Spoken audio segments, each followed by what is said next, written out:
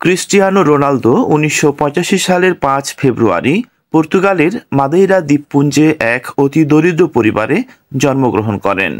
তার পুরো নাম হল Cristiano Ronaldo dos Santos Aveiro. তার এই নামটি তার বাবা আমেরিকার ৪০তম রাষ্ট্রপতি রোনাল্ড রিগানের নাম অনুসারে রাখেন, কারণ তার বাবা ছিলেন একজন রিগানের বিশেষ ভক্ত।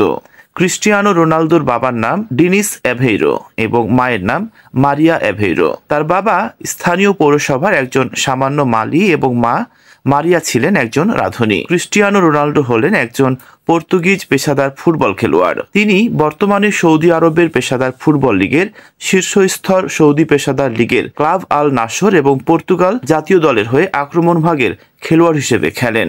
তিনি মূলত কেন্দ্রীয় আক্রমণ ভাগের খেলোয়াড় হিসেবে খেললেও মাঝে মধ্যে ডান পার্শ্বীয় আক্রমণ ভাগের খেলোয়াড় অথবা বাম পার্শ্বীয় আক্রমণ ভাগের খেলোয়াড় হিসেবেই খেলেন।